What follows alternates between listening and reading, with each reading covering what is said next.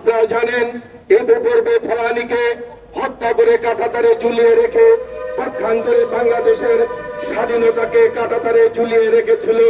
প্রতিদিন এইভাবে হত্যা করে বাংলাদেশের মানুষকে, নিরপরাধ মানুষকে খুন করে চলেছে।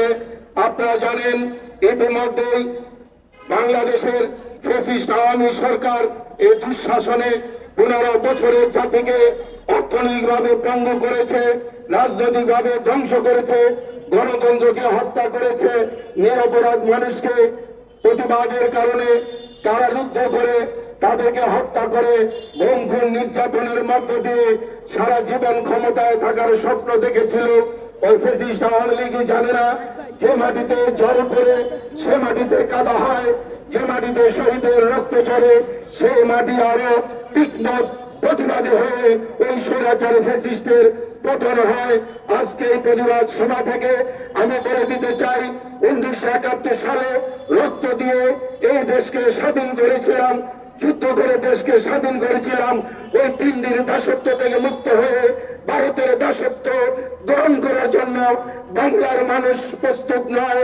আমি ভারতের জনগণকে বলবো, আপনাদের সাথে আমাদের কোনো দুশ্মনী নাই, কিন্তু হিন্দুত্ববাদী ওই স্বৈর শাসক মোদী যেভাবে অন্যায় অত্যাচার করে চলেছে, বর্ডারে মানুষ খুন করছে, বাংলাদেশের রাজনীতিকে নিয়ন্ত্রণ করে একটি ফ্যাসিবাদী সরকারের সমর্থনে আজকে আবার নতুন করে স্বাধীনতার সার্বভৌমত্বকে ধ্বংস করার চক্রান্তে লিপ্ত রয়েছে।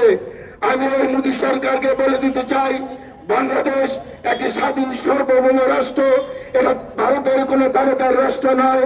বাংলার জনগণ যেভাবে জেগে উঠেছে আপনারা দেখেছেন।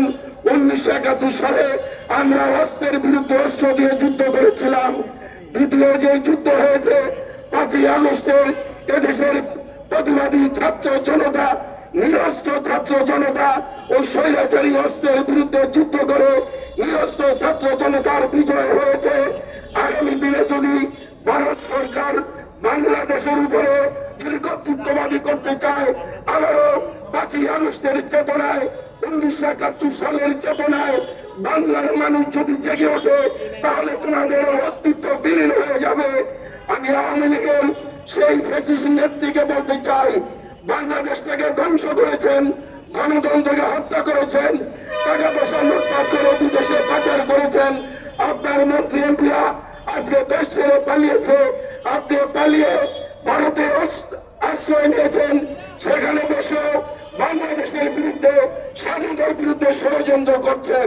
আমি আপনাকে অনুরোধ করব, আপনি বাংলাদেশে জন্ম হয়েছেন, বাংলাদেশের মানুষ যদি হয়ে থাকেন, বাংলাদেশের বিরুদ্ধে নতুন করে চক্রান্ত না করে আপনি নীরবতা পালন করে অপেক্ষা করেন।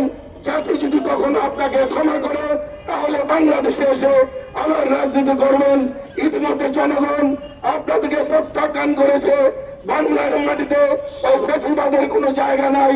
ওই দুঃশাসিত আওয়ামী লীগ বাংলার মাটিতে আর কোনোদিন রাজনীতি করতে পারবে না, যতদিন পর্যন্ত বাংলার জনগণ ক্ষমা না করে। আমি অনুরোধ করব, আজকের এই নতুন সরকার, অন্তর্বর্তীকালীন সরকারের কাছে অনুরোধ করব, ইতিপূর্বে যারা এদেশের অর্থ লুণ্ঠন করেছে, মানুষ খুন করেছে, হত্যা করেছে, আয়নাঘর বানিয়ে বছরের পর বছর মানুষকে গুম করে রেখেছে, আমি এই বিশ্বাস করি ডক্টর ইউনূসের নেতৃত্বে এই সরকার সেই সকল অপরাধীদেরকে বাংলাদেশে এনে আইনের আওতায় নিয়ে আসবে।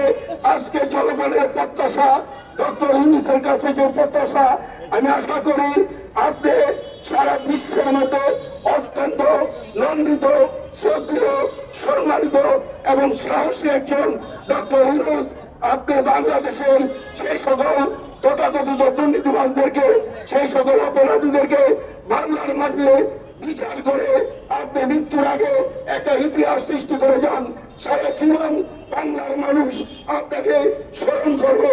এই কথা বলে বাংলাদেশের মানুষকে ভারতের ষড়যন্ত্রের বিরুদ্ধে সজাগ থাকার জন্য আহ্বান জানিয়ে আমি আমার বক্তব্য এখানেই শেষ করছি। বাংলাদেশ জিন্দাবাদ, বাংলাদেশ জাতীয়তাবাদী দল জিন্দাবাদ, বাংলাদেশ জাতীয়তাবাদী মুক্তিযোদ্ধা দল জিন্দাবাদ।